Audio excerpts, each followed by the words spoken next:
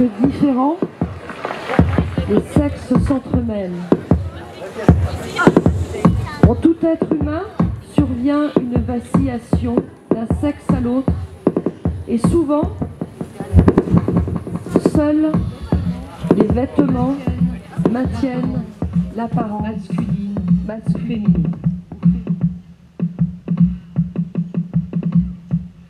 Tandis qu'en profondeur, le sexe contredit totalement ce qui se laisse voir en surface.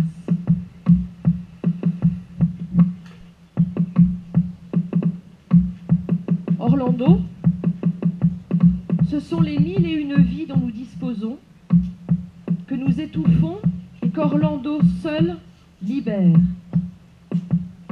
Car il lui est donné de vivre 3 siècles en ayant toujours 30 ans. Jeune lord comblé d'honneur, il est nommé ambassadeur en Turquie, devient femme et rejoint une tribu de bohémiens, puis retourne vivre sous les traits d'une femme de lettres dans l'Angleterre victorienne. Assoiffé de vie et de poésie, à l'image de Virginia Woolf, Orlando traverse les siècles, accumule les sensations, déploie les multiples facettes qui composent notre être. La nature de l'homme et de la femme, l'amour, la vie en société, la littérature, tout est dénudé avec un prodigieux humour. Hymne à la joie, au plaisir, ce conte fantastique révèle que la pensée créatrice est bien, de tous les moyens de transport, le plus divagant et le plus fou.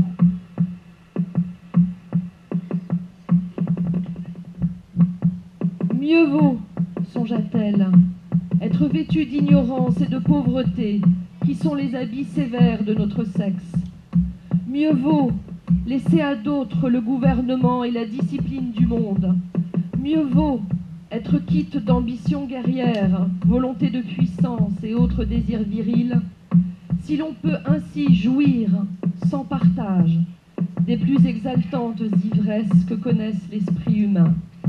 Je veux dire, pensa-t-elle à voix haute, comme toujours lorsqu'elle était profondément émue, la contemplation, la solitude, l'amour.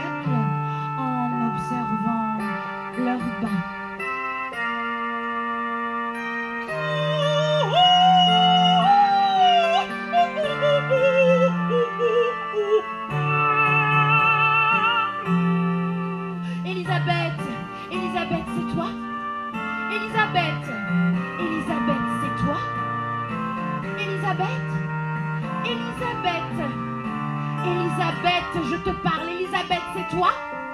Elisabeth! Elisabeth, c'est pas comme si j'existais pas, Elisabeth!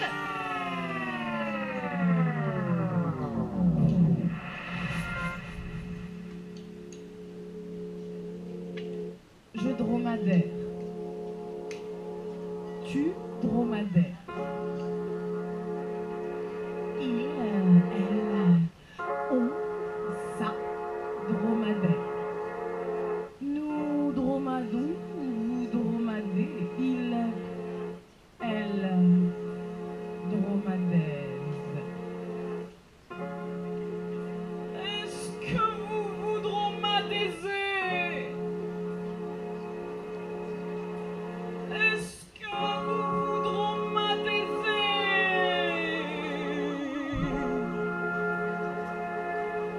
Non, je chameau, tu chameau. Il, elle, on, ça, chameau. Nous chamellons, vous chamellez. Il, elle avec un S, chamelle. Je chamèderai, tu chamèderas. Il, elle, on, ça, chamèdera. Nous chamèderons, vous chamèderez. Et ils chamèderont.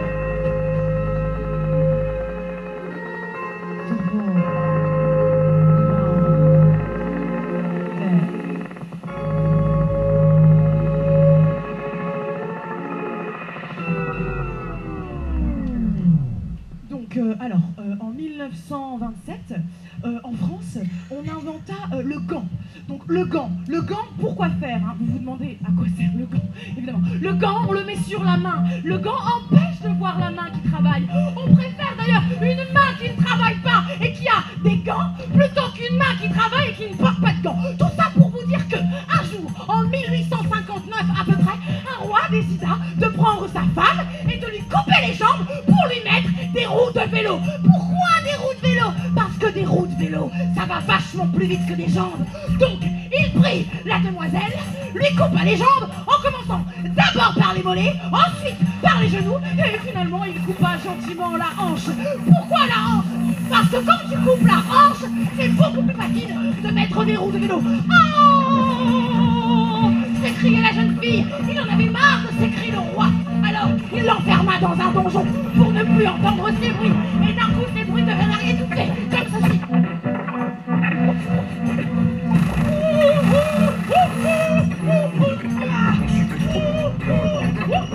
Bon, et ces cris étouffés, et alors, le roi devenu fou, il se passionna pour la musique électronique.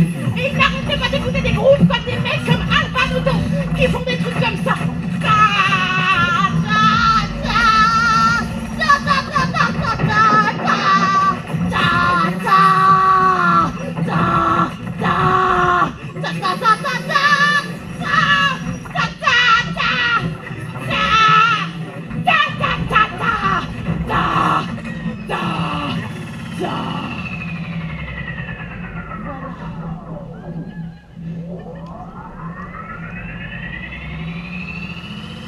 À peu près.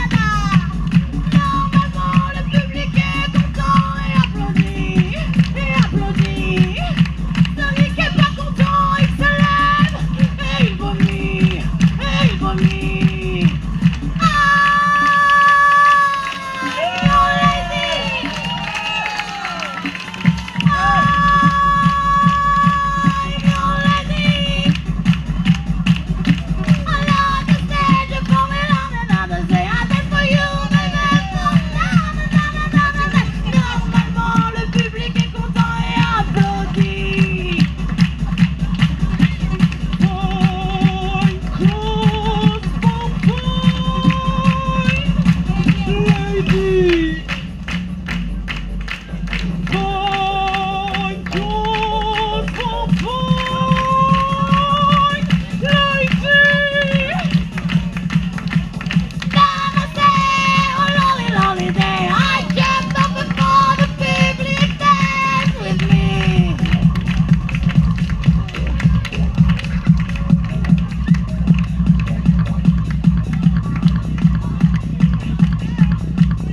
Les participants sont invités à mettre le bordel dans le public. Les participants sont invités à mettre le bordel dans le public. Les participants sont invités à mettre le bordel dans le public.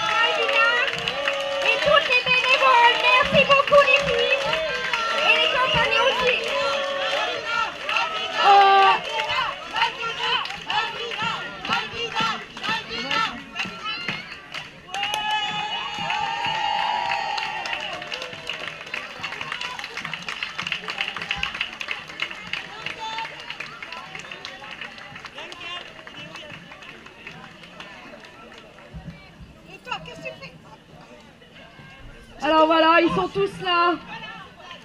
Ils sont tous là, les participants aux ateliers animés par Nathalie Coste et son assistante Nathalie. Je voudrais qu'on les applaudisse tous absolument